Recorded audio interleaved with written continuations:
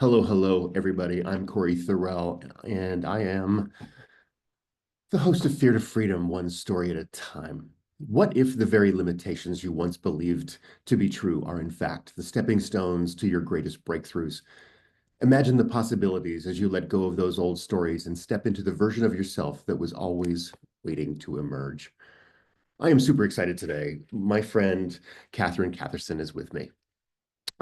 She is an international best-selling author and a creative visionary. She is a mom. She is a wife. She's in Oregon, and we met a couple of weeks ago. And I'm super excited to have you here with me today on Fear to Freedom, Kathy. Catherine, say hello. Introduce yourself. Uh, as you said, I'm Catherine. I'm a musician. I'm a composer. I do a lot of things creative wise. I've had anxiety for the majority of my life, and it's been a long journey to get to where I am today. Mhm. Awesome. Well, tell me a little bit about because I know tell us about your book, first of all. This book is a collective effort with a lot of different artists. We all have chapters in this book that's called the Creative Life Book, and this is book one. And my chapter is about it's a breathing technique to help you calm yourself in situations like interviews or um, anything that you need to basically calm yourself down. It's a breathing technique that just helps release all that tension. And Mm. so that is very helpful. Right. And I also know, you're a musician. When we talked last week, you were talking about your creativity, your musicianship, the power of music in your life. Mhm. Just talk a little bit about that too, because I know where we're going in this conversation. So tell us a little bit about the importance or the magic of the music in your life. Oh, music is a part of me. It has been a part of me for as long as I can remember. It's something like my mom would say before I could even talk, I was humming harmonies, and it's been there's always a song in my head no matter what. It can be very distracting because there's always a little something going on in there. It's yeah.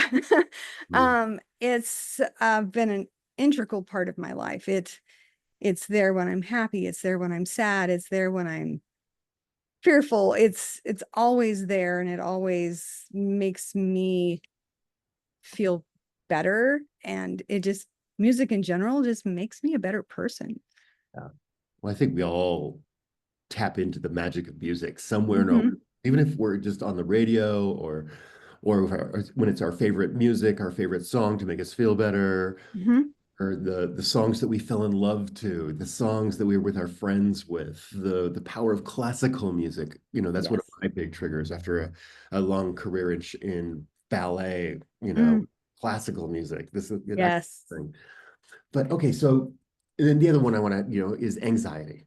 And I think that's one of the real reasons that we're talking today is, you mentioned already anxiety has been like the too close roommate your whole life. Somebody are a major part of you you take Yes. everywhere you go. Absolutely familiar. Let's first of all let's talk about what is anxiety. In my case, anxiety is how do I even explain that? And anxiety for me is it's being incredibly fearful. It's the fear of new people. It's the fear of um, stepping outside my little comfort zone. It really is debilitating, and it really kept me from reaching, I guess, my true potential. Mhm. It just kept me in this little box. It stops you in your tracks. Yes. Yeah. And I think, fear, uncertainty, and doubt all fuel anxiety in a big way. Yes. Or maybe other way around. Maybe anxiety fuels fear, uncertainty, and doubt. They're cohorts. Yes. Yeah, very Yes, they familiar. are. So, so Catherine, there's a definition of anticipation I learned while being trained as a coach, and it gave me an amazing understanding about what's going on with anxiety. And I'm not talking about the like the physical symptoms or the kinesthetic experience of anxiety. We'll talk about that, what the actually what's going on in your body. But this definition of anxiety is this. Anxiety is expending your resources, your time, your energy, your money, your attention, Hmm. an unwanted outcome, right? Yes. Now you're worried about the future, basically, is that maybe another way to say that. Yes. You're worried, and when we're expending our resources, our time, our energy, our money, our attention, when we're in anxiety, there's nothing filling the well. Hmm. We're draining the well, Yes. right? And so when we're in that anxious state, and especially when it's chronic anxiety, like sometimes we're a little anxious, like stage fright, like, ooh, I'm about to do a thing, and I get little Oh, bubbles, and then woo, you make your entrance, you do a yeah. thing. That's a little bit, that's a taste. But when anxiety is the driver of all things, Mhm. let's talk about what does that feel like? It's it makes me very disappointed in myself because it's like why does it have to be like that? I guess it's disappointing and it's terrifying to me. I missed out on a lot of things because I was like, nope, I'm not going because I just, mm, Well, that sense of missing out, I'm sorry. that sense of missing out on a lot of things. Yes, I bet you a lot of things is way more than just a lot of things. a It's lot. It it's is. everything. It is. It's opportunities that could have been great for me. And I guess one shining example of that is I never went to college and I could have for my music, and I didn't because I was too afraid to go. Too I was afraid. too afraid to go with new place and new people and just new environment. I never went. Hmm. Yeah. Well, and relationships, opportunities, Hmm. the way we carry ourselves at work, at church, at our family, in our communities. Yes. We walk on eggshells. That affects that ripple goes out now. I know you told me that you've got two kids, two adult kids out in the world, and we talked about them a little bit last time. Um, how was it for them? I wonder. Now I'm talking to the mom in you who raised How, who raised your kids anxiously. um, with them, they both actually have anxiety also. My daughter, I think more so than my son, but they're both little worriers, and I think they get that from me. Is that hereditary? So they, um, Mhm. and for the most part, when as a mom, I could put that aside because I'm protecting my children, and Yeah. and that way I could, I guess, push that down because my children's safety was the biggest priority, and then I could, if needed be, I could Mhm. do, protect them or do what I needed to do for them. His mama bear took over, Exactly. right? Exactly. Yes. Right. But at the same time, our children, our families, our spiritual family contract maybe Hmm. is that, I know this is true in my world, is that I learned my parents' wounds and I learned them really well to Yeah. the and especially as a little kid. And Yeah. I really understand this now, looking back at my childhood, is I sensed my parents' struggles, their emotions. Mhm. And as Yes. a child, I wanted their load to be lighter, so I took on their pain, even though that's not something I can do. Yeah. I wanted to lighten their load. I can't lighten their load. That's their journey. Hmm. But I certainly learned the emotions of their wounding and took it to be my own. Right. And that's part of what we do in family contracts. That's not a good thing or a bad thing. That's what we do. That's part of Hmm. our family system. It's ancestral. Like the same lessons we can learn and study our families through epigenetics. that you can have a belief that is a behavior in your world today that was your great great great great grandmother's. Yeah. Then when we figure that out, you go, oh, it wasn't my fault. Wow. Wow, Yes. that wasn't me. Yes. Wow. Yes. And then healing can happen. Healing Yes. can happen, so the other side, if anxiety is on one side of the coin, investing our resources in an unwanted outcome, the other side, the opposite of that, I believe, would be investing our resources in a desired outcome. Hmm. Right now, this is the anti-venom of anxiety. And in my mind, in my training, in my studies, some of my mentors, we call that anticipation, Hmm.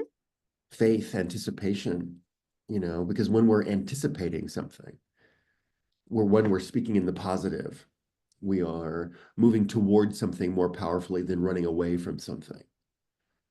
And we're engaging with our creativity, our imagination, our intuition. And when we do those things, they're all under the umbrella of anticipation. Our well begins to fill. Yes, it does. Yeah. So I love that, look at anticipation versus anxiety. Say, okay, when they're in balance, there's that kind of that magic of stage fright.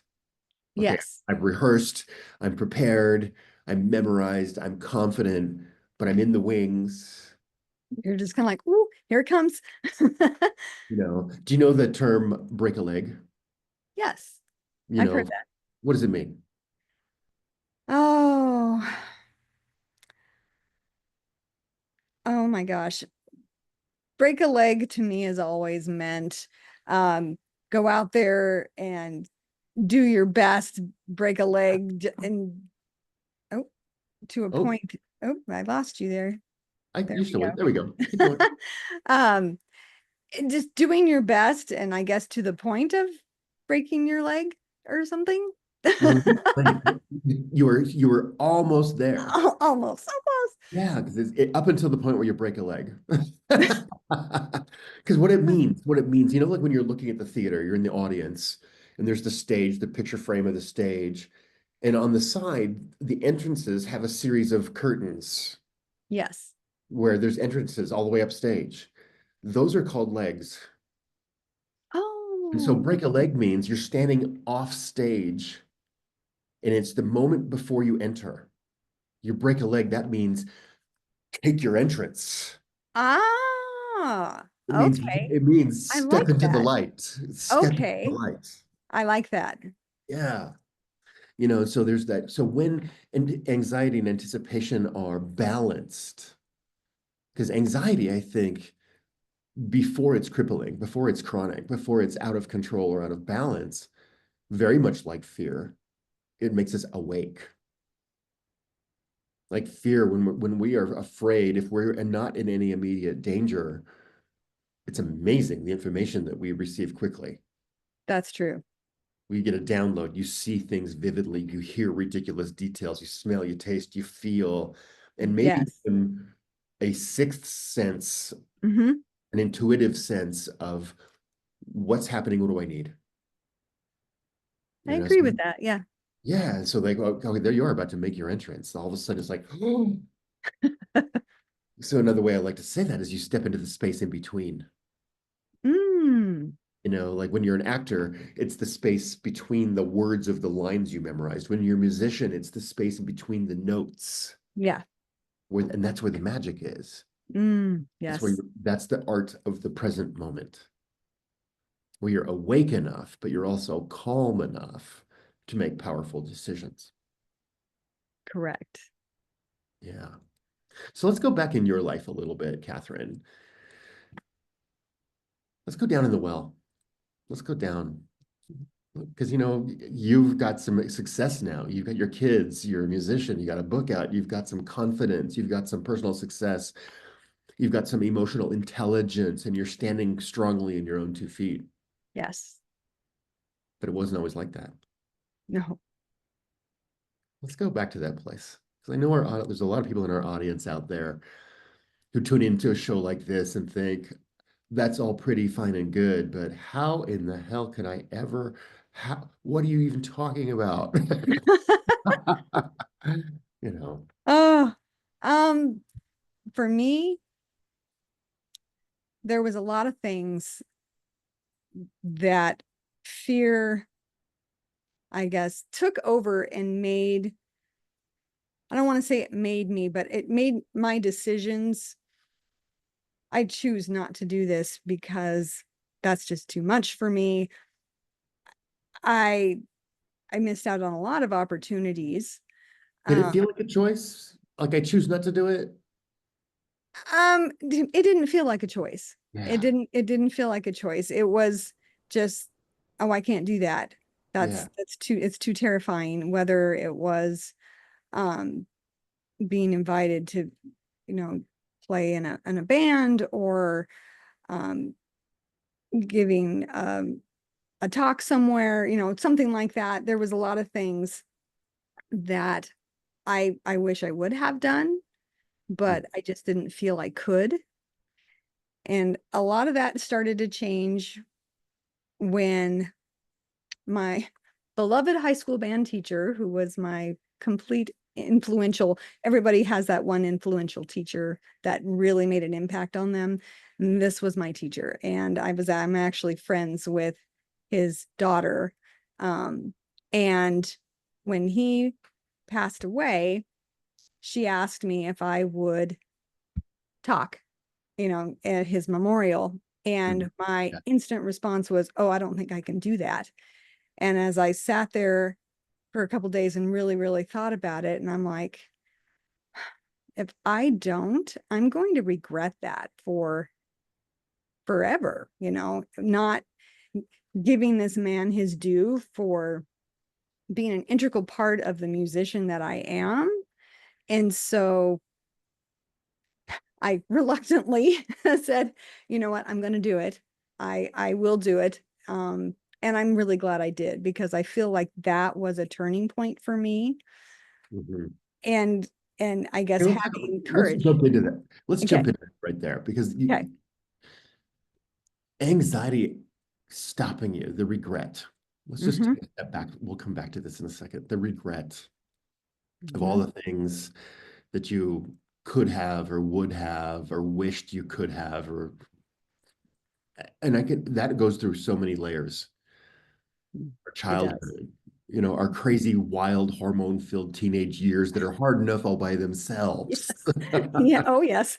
And then there's the when we're in that our young life, attraction, then the power of romance and sex, and then our position at work, like now our relationship with money and Mm-hmm. providing for ourselves and our family, the human need of chopping wood and carrying water, where anxiety stops, it puts a stop step in front of every one of those activities, It does. and then now the kinesthetic experience is when you're anxious in your physical body, the tension that comes, Mm-hmm. that tension, like when you hold a fist for too long, you know, and it's because we can't deal with it. Our bodies are emotional filing cabinets of things we cannot deal with. Yes. And so then we're going to put an emotion or a thought or a fear in our body, like our neck muscles are often very tight, our back muscles. And Mm-hmm. if that tension stays for a long time, the circulation decreases, Mm-hmm. becomes pain, physical pain starts showing up because we're Mm-hmm. not dealing with what our spirit's knocking on the door asking us to deal with.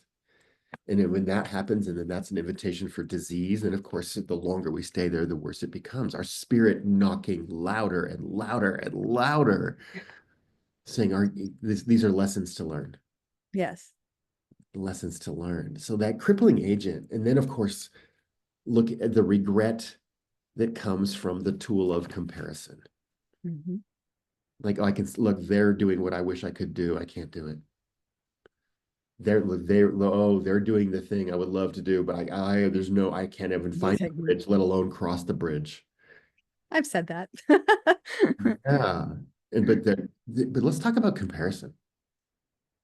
when all of a sudden you're standing in one spot looking at people who are doing the things you wish you could do? What happens when we compare ourselves to people? A lot of times when you compare yourself to other people, you are bringing yourself down because, oh, I can't do that. Oh, I wish I could do that. Oh, I wish I could be that person. For me, in comparing myself to other people, it starts pushing me down farther. And it took a long time for me to, I guess, shift that and maybe connect with those people and say, hey, I admire you for what you've done. I really would like you to, maybe you can give me some insights as Right. to how, not necessarily I can do that, but how did you cope with that? Right. Right. So now you're getting to the point where you've got some confidence. You've got to even have that conversation takes confidence Yes. of some kind, even if it's a teaspoon of confidence. Right.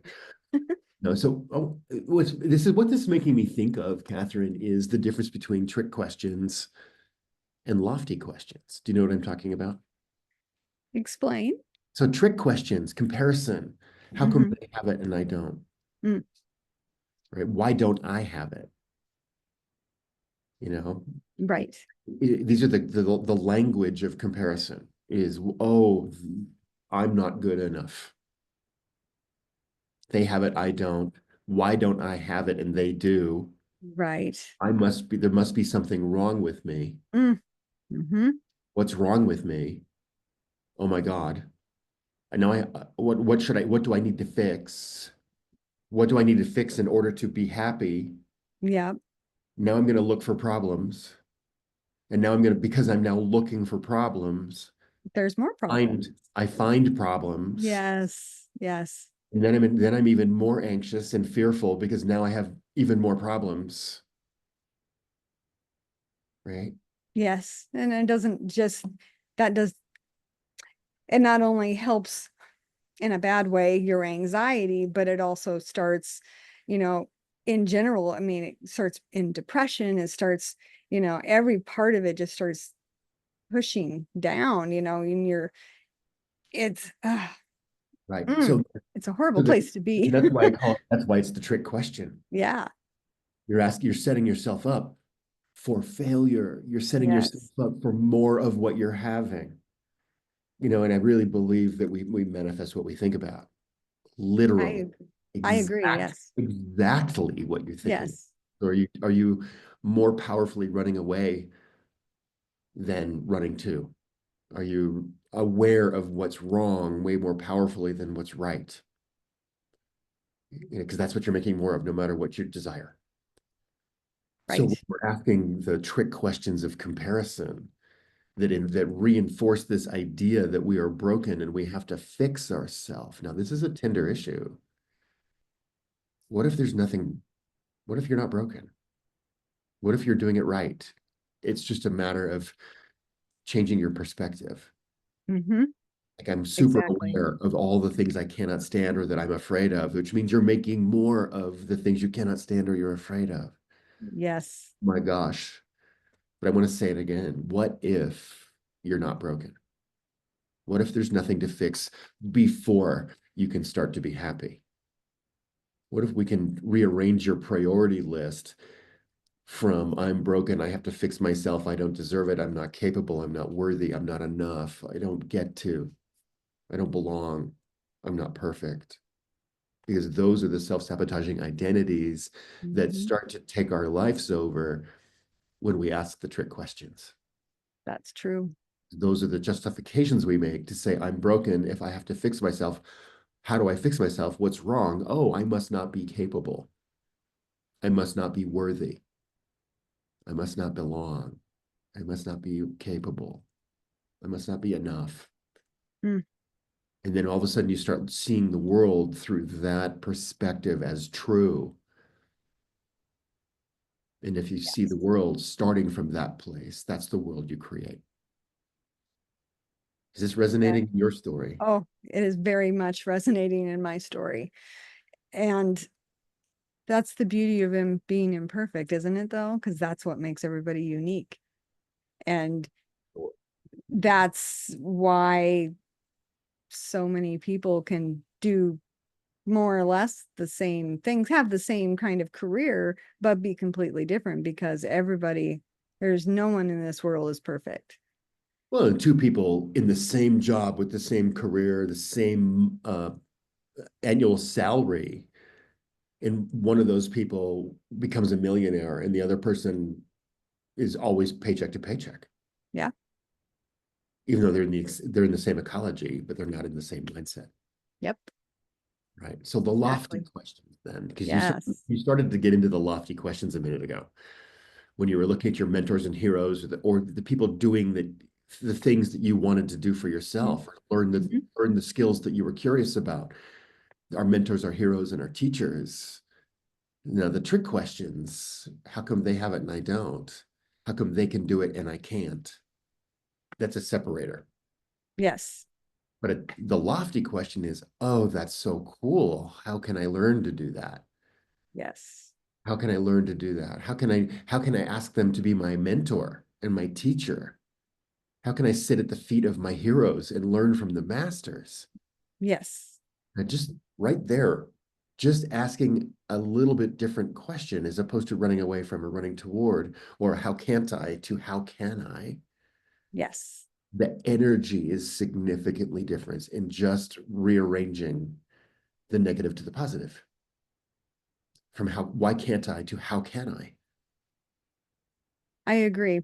That makes a huge difference. It's the changing mindset of maybe you can't do that right now, but learning how, not only does that build your confidence in general, but yes, it just shifts everything. Yeah, yeah, absolutely. Our language matters. The words that we use matter. Our Yes. self-talk matters. Mm-hmm. And I think that's part of how we manifest our world is we really start, first of all, we start paying attention to literally how do we design a sentence? Why can't I? Why can't I? Why me? All these different negative frameworks, like I suck, I'm not good enough. And if I suck and I'm not good enough, then what does that mean? I love this question. What does that mean? Okay, what does that mean? Okay, what does that mean? As we unpack what's really going on. This is like in Right. in NLP, neuro linguistic programming, when I'm doing NLP coaching, I really listen to the words and I also am really aware of how I choose and frame my words. Mm-hmm. And so part of that, just a simple switch from why can't I to how can I. The other one is another example. We all have an I need to list, all the things we need to do. Yes. I need to this, I need to go to the store, I need to fix a thing, I need to fix myself, I need to work on my life, I need to go to the doctor, I need to get there's an energy there built Yes. built in scarcity. It's kind of like when you use the words I want, okay, fill in your desired object and make it good. I want something great. Yes. But the very words I want, we're claiming to God, creator, the universe, I want. That means that we're claiming staying in a state of wanting, not receiving. Mm-hmm. Whoa.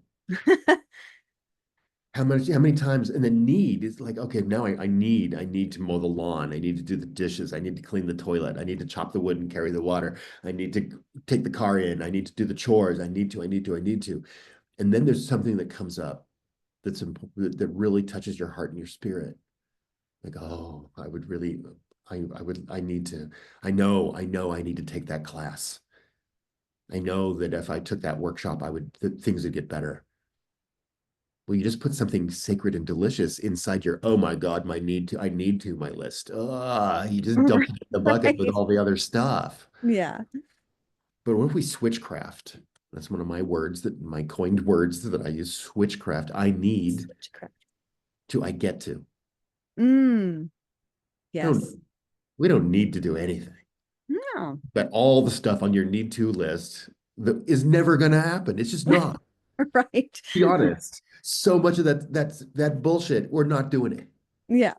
Sure, it might help me. Yeah, sure, it's probably a good idea, but there's a part of my spirit that just goes, no, I need to. Oh, I need to.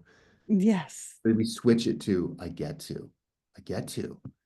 I get to Get take to. class. That makes it shifts everything. I mean, I think we can just feel it in the conversation right now. Yes.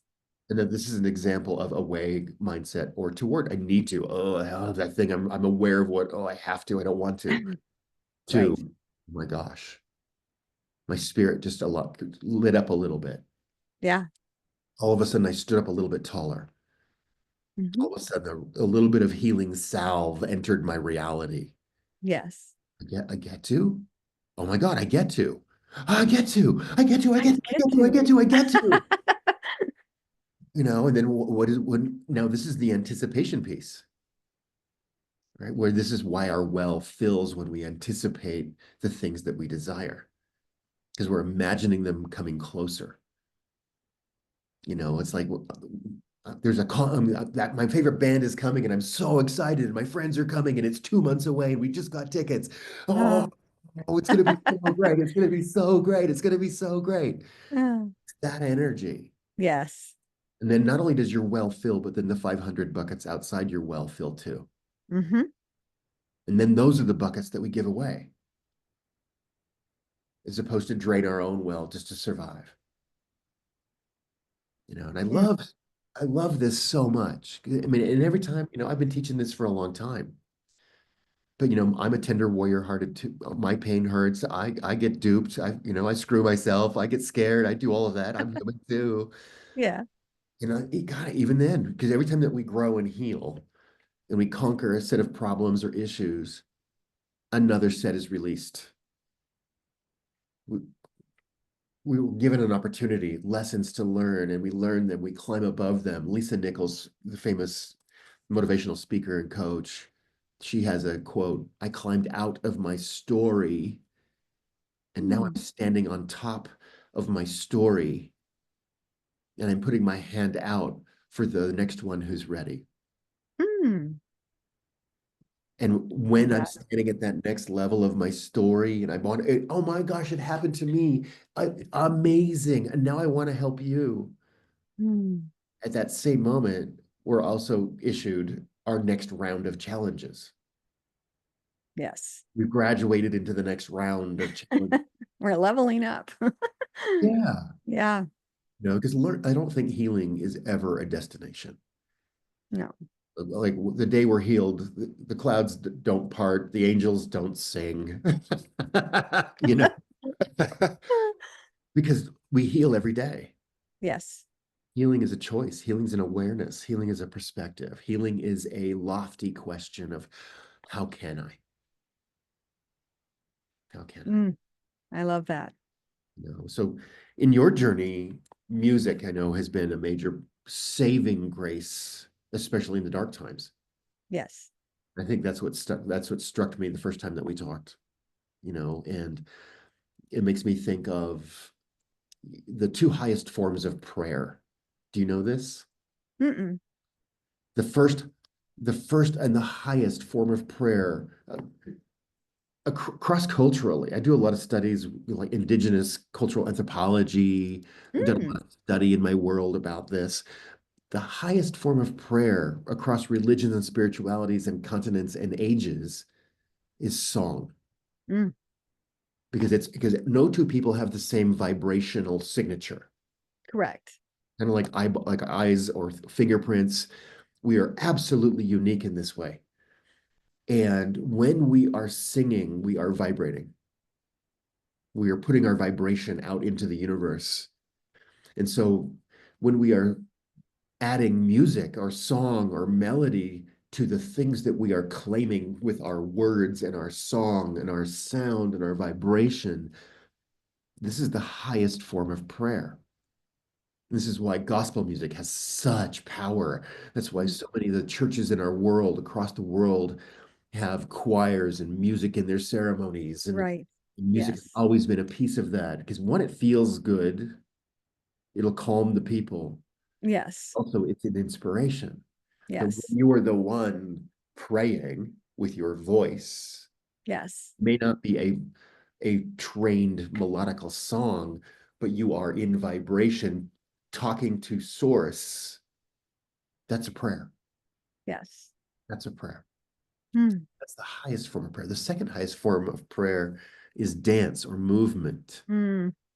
and this is important to me because we've seen, like, especially after 35 years of show business, 25 years with a big ballet company, major art and music have been a major part of my history, my making, what created me. And dance movement, when we are all by ourselves and we are in pain, if you get up and wiggle around, do you feel better? Yes. Yeah. Yes. If you stay stuck in that fist, the second you start to wiggle, Yes. You it just, feels better. Right. yes. So in the Japanese have two forms of dance. And I love this example when I'm talking about this. The Buto and the Buyo. So Buto, Butoh, I believe, it's the coming down, it's the stomping on the ground. Hmm. Boom, boom, boom, which could be the drum beat, right? It could also, it's the pounding on Mother Earth herself. Mm. And sometimes when we are struggling, and we're having a really hard time, we can pound on the Mother Earth. Give it back. I'm giving it back. The other thing is we can also pull it up. Mother, I need you. Mm. I'm pulling from the earth. I'm giving and pulling. I'm giving it and taking it back. I'm giving it Right. and taking it back. We now have rhythm. Mm. We now have rhythm. Ah, I love that. And then the bouillot, which is the top of the arc. It's where the ballerina goes before she comes back down again. Mhm. And in ballet, I love that when the prima ballerina goes up and stops in space, smiling beautifully, Mm. she's defying gravity.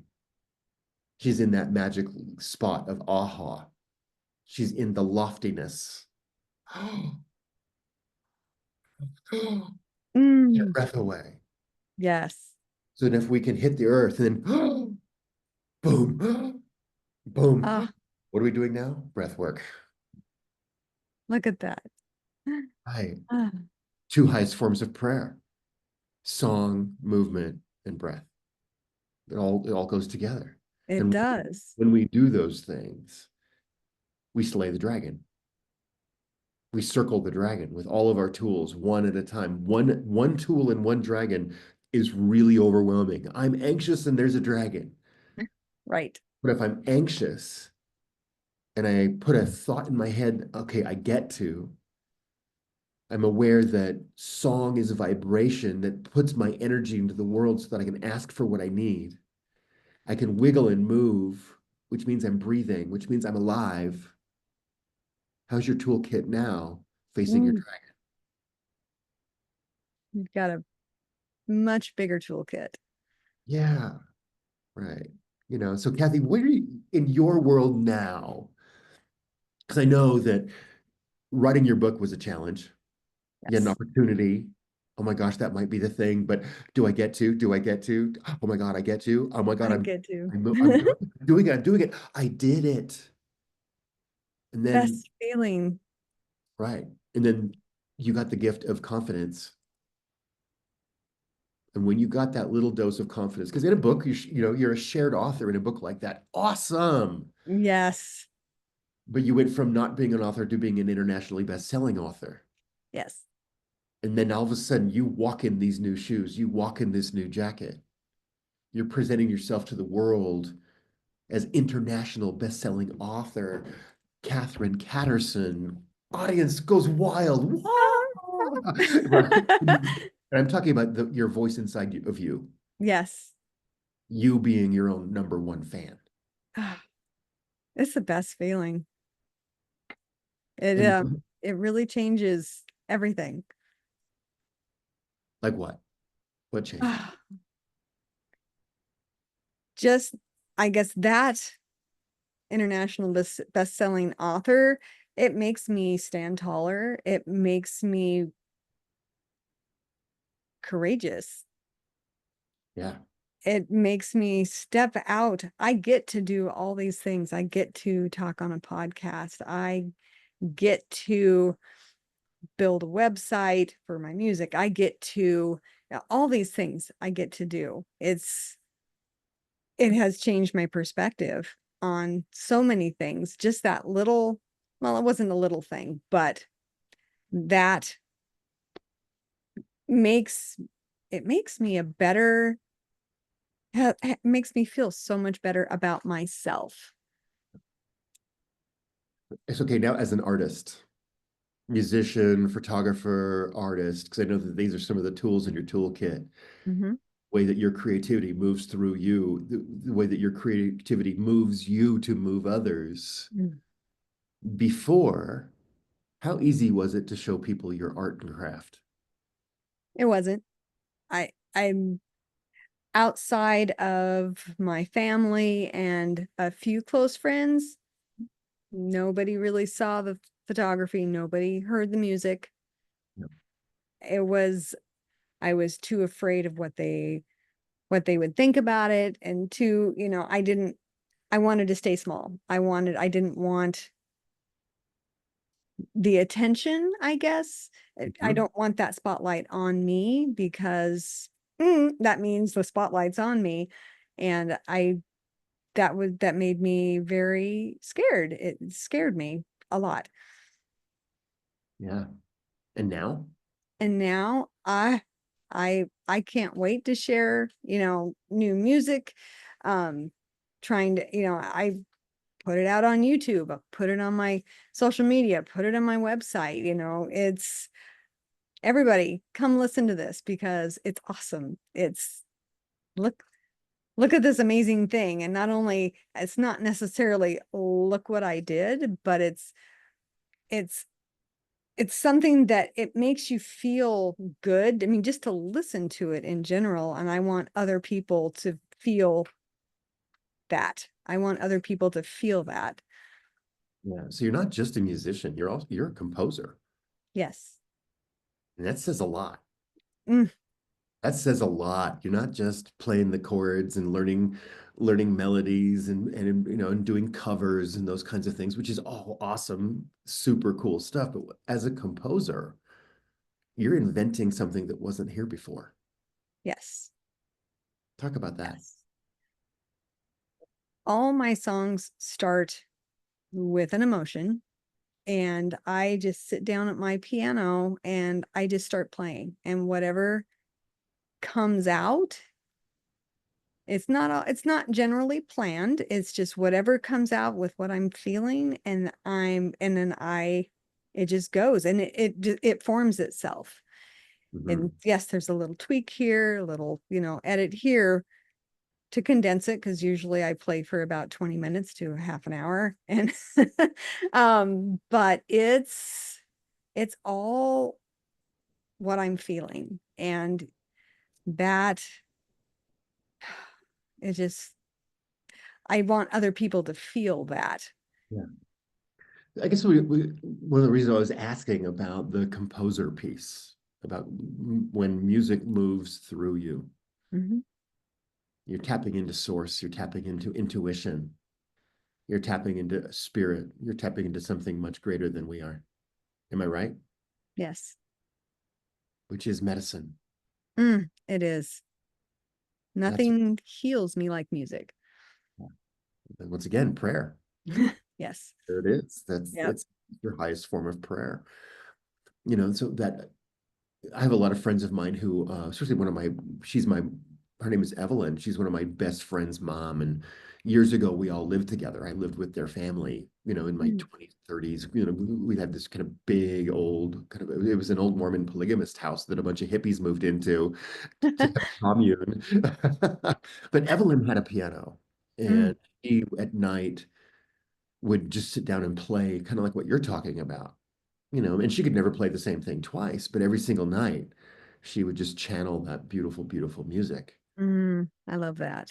And I love that. In fact, just a couple of days ago, my mom sent me a picture from my sister's kids who are young. They're both, they're under 10, but they both are playing Evelyn's Mm. piano now. Oh, I love that. My, Oh, my mom sent me a picture of the boys playing the piano, and of course I sent the picture to Carla and Evelyn, and just like, wow, look, it's still happening, that uh, magic of that. But my one of my questions about tapping into source like that, is like that healing agent of the medicine. I really believe, and I work with my clients a lot, is that we are our own best medicine. mhm, What do I mean by that? Is that we start to look less powerfully outside of ourselves for the solution and start looking more powerfully inside of ourselves for our solutions. We still look outside and be influenced by the world because we're having an amazing human experience on this gorgeous planet, even though some of it's ridiculously over sensationalized in every way. What are you choosing to pay attention to? Because that's what you're growing. But here we are in this moment of what is your medicine? I'm not asking you, Catherine, but I'm asking everybody. What fills your well? Where is it easy? Where do you breathe a little easier? Like, where can you all of a sudden find the space between two trees on a walk and stop mhm. and just, whoa, there's that pause, the space between the words or the space between the notes. Because I really think that's our first stop. This turns into meditation. This turns into a practice, a daily Mhm. ritual, a morning routine, or whatever these things are that help us stay the course to living a holistic, well-rounded human life, which includes our spirituality, our emotions, our physical body, our mental body, and our relationship body, the five pillars of humanity. And when we all work, if we work on all five of those a little bit every day, we start to have a balanced, holistic life.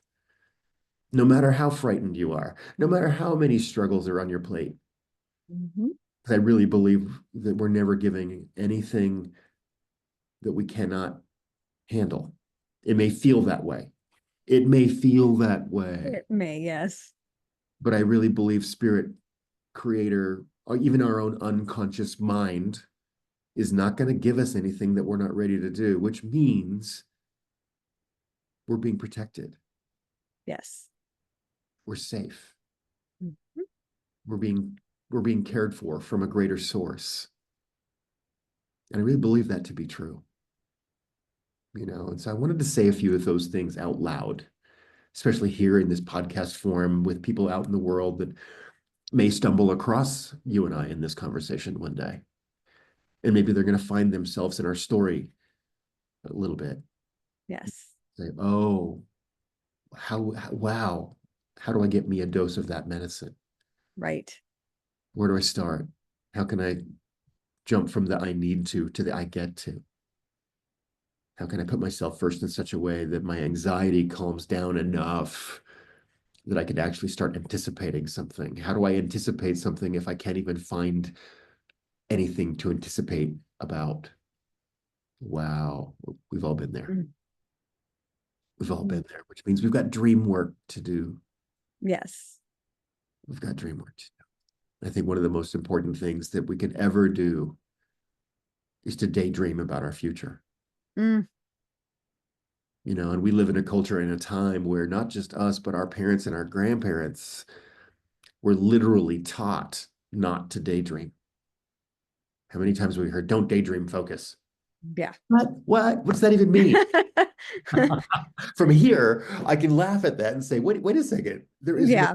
divine focus than daydreaming because we're going to access our imagination, our intuition, our connection to source, which is going to ignite our creativity, which is going to fill our well with it. And then we're going to anticipate, and then we're going to start having a different energy and a different magic showing up in our lives because we're in creator energy Yes. more powerfully and more often than reactor energy. Because I think we can only react or create, but you cannot do both at the same time. So are you spending most of your day reacting to your world, which is running away from your world? Or are you creating in your world because of the things? Are we focused on the problem or the solution more powerfully? Mm. And that's why I'm a coach. Like this is the bridge that I help people build in their soul, in their mind, in their spirit. Like, because when we're reacting to the world, when we're in that stuck place of fear, anxiety, uncertainty, doubt, stopped in our tracks, what do we do next? That can be a devastating place. And maybe I would dare say, parentheses, devastating on purpose, parentheses. You finally uncomfortable enough to get up and do something different, Right. because all of a sudden the pain of not doing it becomes less than the pain of continuing to do it. All of a sudden I can no longer be fearful and sit in my chair and do nothing. The pain of facing my fear is now less than staying in my fear. Hmm. Holy cow, but how do I do that? That's when we get some help. Yes. That's divine prayer, community, hire a coach or a therapist, consultant, whatever it is, but we are more powerful together than we'll ever be standing alone. And so I I wanted to put agree. a little bit of that framework out there, the power of story out there. That's why I'm hosting this podcast. Because I remember many times in my life, absolutely terrified. That's my story too. Mm. And it was just in the last couple of years that I actually understood how deeply I had normalized my condition of fear to the point I wasn't even aware of it. I was just operating fearful Hmm. in every relationship, in every job, in everything I was doing, and it created discord. It created misunderstanding. It created misalignment. It challenged my friendships. It to the point where I finally spirit knocked on my door loud enough to say, Cory, you know, are you finally going to take a step to the left? Are you done suffering? Is it finally hard enough that you're going to take an easier path? Step to the left. So that's a little bit of my story without the details, but that's the journey. That that same signature blueprint was your path too. Yes, it Yeah. really was. Mhm. Well, as we begin to wrap up our little chat today, what are you doing now? What ignites your soul now? What fuels you? Because I know that anxiety didn't disappear out of you. No, it did not. But I've said it in my passenger seat. I Hmm. acknowledge it. It's there. And usually anxiety, when I reflect on it, anxiety means something good is coming, something exciting is happening. And that's where it sits. So I can feel it. I know it's there, but that means usually good things are happening. And I've done a lot. I've totally revamped my website and making myself more vulnerable there. I've done my YouTube channels and putting more of my music out there. Hmm. I'm getting more opportunities in general. I am putting myself out there in a way that I never have before, And you're which, doing that with anxiety at your side. yes, yes, I know it's there. I don't think anxiety will ever truly be gone, and that's okay because I can accept that it's there, but Mhm. it can just stay over here, and it can just be over here, and I Yep. can just do what I need to do, What what I get to about do. what about and man, I think there's something going on in our culture about removing fear, removing uncertainty, removing doubt, removing anxiety, make it go away, make it disappear, make it vanish, which I think is a really hard thing to approach or attempt to do Hmm. because I think that's impossible. I agree. So what if instead of fear, uncertainty, and doubt, anxiety being a crippling agent that stops you and ruins you, what if we can befriend them, invite them in, Give them a place at the table. Get out the good wine and the good cheese and ask them why they have come. Yeah, I love the phrase, if you want to be successful, slow down so that you can speed up. Yes, I've heard that. Because when we're anxious, what do we, or when we're frightened, what do? We stop, look, and learn. Oh, Yes. so what if anxiety, fear, uncertainty, doubt are actually your number one knight in shining armor, protecting you on your path, not stopping you on your path, slowing you down just enough so that you can speed up well.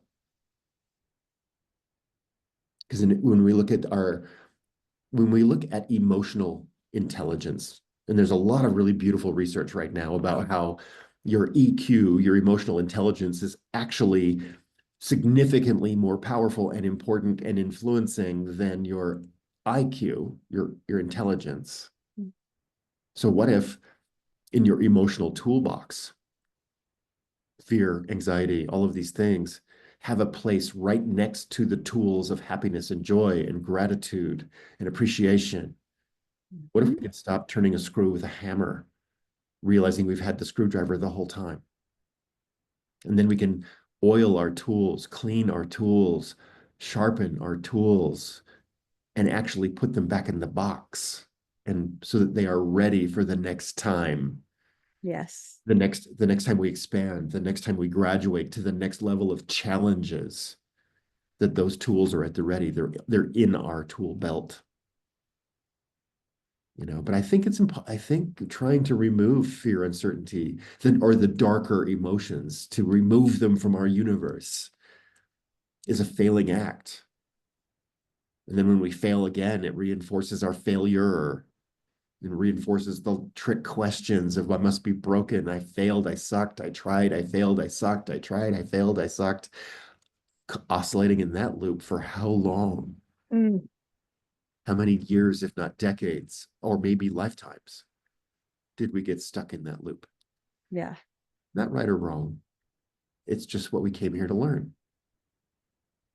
exactly.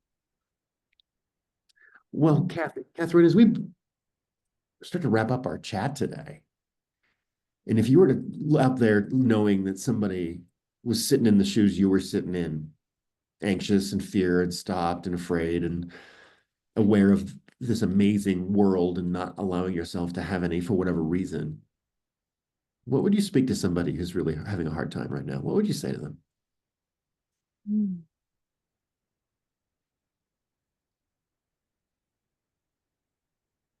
Number one, I would tell them to breathe. Just breathe deep, take it in, and know that this is just one moment in time.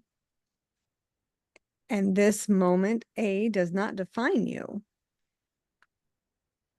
Having courage is a process, and you can most definitely do those things that you think you can't. And all it takes is one step towards your fear that helps you build confidence. It helps you, it one step can change everything.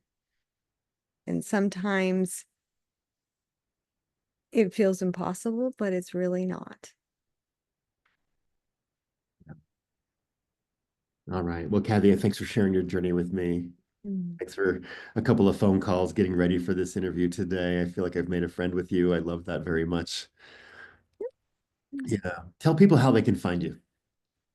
It can find me. My website is www.catherinecatterson.com. You can also find me on YouTube. I have a couple different channels, but my main one is Catherine Catterson Creates. So you can find me there. And there's links to my other website or my other YouTube channel there. And we'll put all of your links in the show notes as well, everybody. So if you didn't get that, you'll be able to just look below and you click on her links and find her directly. Mm. And now, Catherine, what are you doing next with all of this confidence and creativity? What are you dreaming about now? What's on your, Mm. what are you doing? What are you creating now that you've not created yet? What has your spark right now? Oh, I don't have just one thing. The world is my oyster. And speaking of daydreaming, I am just dreaming of having more music out in the world to help people feel good. And I I just want to share everything. I want to write a book. I want so many things. And so the world is my oyster. It is whatever whatever I need it to be. Is I get to do all the things, and I want to do all the things. Right on. Mm. Well, Catherine Catterson, it has been a pleasure having you with me today. Thank you for being here on Fear to Freedom. Thanks for putting your story out there for others to see. And thanks for your creativity, your music, and your gift to the world. I really appreciate you doing this with me. Thank you for having me. I have enjoyed it. Excellent. Everybody out there in the world, I'm Cory Thorell, and I'm a life coach. I work with neuro-linguistic programming and timeline therapy. And what I do is I help build the bridge from maybe where you're stuck to maybe some success, and put yourself first in this way. And if you're interested in any of those kinds of things, you can always find me at my links below as well. Once again, everybody, this has been another wonderful conversation with Catherine. This has been another episode of Fear to Freedom, one story at a time. I'm Cory Thorell, and we're going to see you in the circles next time around. Thanks for being here, everybody. Cheers.